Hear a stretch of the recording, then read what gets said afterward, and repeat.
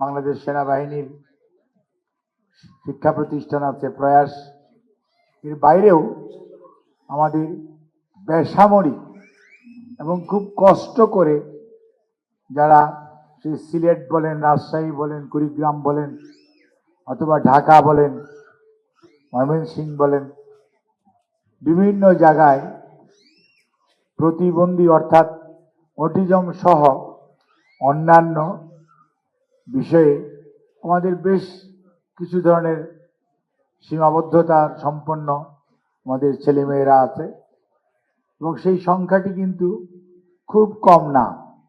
বাংলাদেশের পার্সপেক্টিভে সেই সংখ্যাটি আমাদের যদি ব্যুরো অফ স্ট্যাটিস্টিক্সের হিসাব নেই তাহলে নিয়ারলি 4.5 মিলিয়ন, অর্থাৎ মোর দেন 2%, 2.8% পপুলেশন। আর যদি ওয়ার্ল্ড হেলথ অর্গানাইজেশনের কথা চিন্তা করি তাহলে তাদের হিসাব আরও বেশি। তারা বলে যে টোটাল পপুলেশনের 6%। আর আমাদের মন্ত্রণালয়ের একটি ডাইনামিক ওয়েবসাইট আছে, সেই ওয়েবসাইটে আজকে সকাল পর্যন্ত 3.9 মিলিয়ন প্লাস রেজিস্টার্ড প্রতিবন্ধী আছে। কেউ হয়তো নিউরো ডেভেলপমেন্টাল ডিসঅর্ডারে আছে, কেউ হয়তো দৃষ্টি প্রতিবন্ধী আছে, কেউ হয়তো শারীরিক প্রতিবন্ধী আছে, কেউ বাক প্রতিবন্ধী আছে, ডিফারেন্ট টাইপের।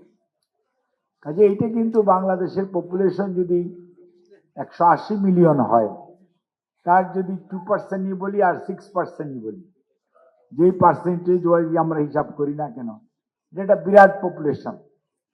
এই পপুলেশনকে যদি আমরা তাদের স্কিল বা তাদেরকে যদি আমরা শিক্ষা, সঠিকভাবে গড়ে ওঠা এগুলো না দিতে পারি, তাহলে বিরাট পপুলেশন কিন্তু এটা ডিপেন্ডেন্ট হবে। তাহলে আমরা যারা আল্লাহ রাব্বুল আলামিনের অশেষ কৃপায় কোনো ধরনের প্রতিবন্ধী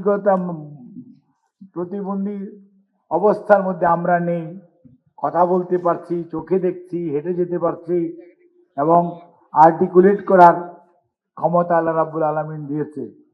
কাজে আমরা মনে করি আমরা খুবই খুবই প্রিভিলেজড আল্লাহর অশেষ মেহেরবানিতে। কাজে আমাদের তো দায়িত্ব রয়েছে যে 180 মিলিয়নের মধ্যে যে সংখ্যক মানুষই হোক না কেন, একজন হোক আর 45 লক্ষ হোক, আমাদের তাদের প্রতি দায়বদ্ধতা আছে।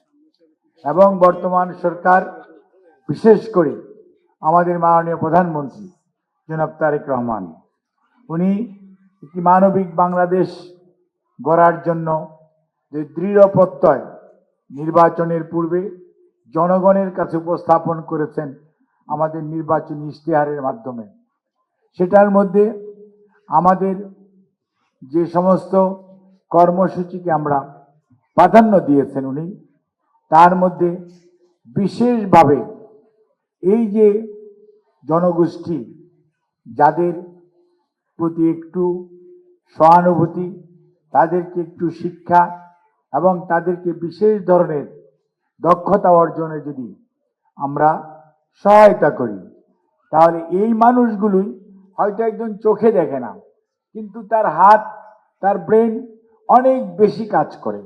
আবার একজনের দেখা গেল যে সে কানে কম শুনে, কিন্তু সে আর্টিকুলেট করতে পারে, নিজের মধ্যে অ্যাসিমিলেট করতে পারে।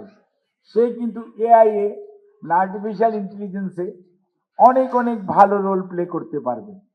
একজন তার হয়তো স্কিল কোনো একটা নাই, কিন্তু অন্য স্কিল আছে, যেমন মিউজিক, অনেকে খুব ভালো মিউজিক করতে পারবে, অনেকের ডান্স, তার এটি একটা স্পেশালিটি হতে পারে। এবং এই যে প্যারা অলিম্পিকে আপনি দেখেন, আমরা যারা সুস্থ মানুষ তারা কিন্তু অলিম্পিকে কোনো অ্যাওয়ার্ড আনতে পারি না দেশের জন্য। আর আলহামদুলিল্লাহ, এই আমাদের যাদেরকে আমরা যথাযথ সম্মান অনেক ক্ষেত্রে হয়তো সমাজ দিতে চায় না, সেই চ্যালেঞ্জিং যে জনগোষ্ঠী বিভিন্ন প্রতিবন্ধকতার মাঝেও সামনের দিকে এগিয়ে যাচ্ছে, তারা কিন্তু বাংলাদেশের জন্য বিরাট গৌরব এবং সম্মান বয়ে এনেছে। সেই জন্য আমি তাদেরকে অভিনন্দন জানাই, ধন্যবাদ জানাই, কৃতজ্ঞতা জানাই। আমাদের সচিব মহোদয় বলেছেন যে আমরা সাভারের অদূরেই, জাস্ট ব্যাংক টাউনের অপোজিটেই, এখানে আমরা কিন্তু আমাদের যে সমস্ত বিভিন্ন ধরনের প্রতিবন্ধী যারা আছেন তাদের খেলাধুলা উপজেলা থেকে জেলা, জেলা থেকে বিভাগ, বিভাগ থেকে জাতীয় পর্যায়ে আয়োজনের জন্য বর্তমান সরকার এই যে নতুন করে স্পোর্টস শুরু হয়েছে, এইটার পাশাপাশি কিন্তু এই প্রতিবন্ধীদের খেলাধুলা করেও এবং ন্যাশনাল অলিম্পিক কিন্তু বাংলাদেশে হবে ইনশাআল্লাহ। এবং সেই লক্ষ্যে আমরা আমাদের সরকার জনাব তারেক রহমানের নেতৃত্বে আমরা এটার উপর কাজ করছি। আর বিশেষ করে প্রতিবন্ধী সে যেই হোক, যে অবস্থাতেই থাকুক, তার টেক কেয়ার করা, অর্থাৎ তার যত্ন নেওয়া এবং সেই পরিবারকে সহযোগিতা করা, তাদের লেখাপড়ার জন্য বিশেষ ব্যবস্থা করা, যে ধরনের ব্যবস্থা সাধারণ যে এডুকেশন তার বাইরে যে, এবং তাদের দক্ষতা বৃদ্ধির জন্য অর্থাৎ স্কিল ডেভেলপমেন্টের জন্য সে যে স্কিলে নিজেকে গড়ে তুলতে চায় বা গড়ে তুলতে পারে সেই ধরনের পরিবেশ সৃষ্টি করার জন্য আমাদের সরকার দৃঢ় প্রতিজ্ঞ।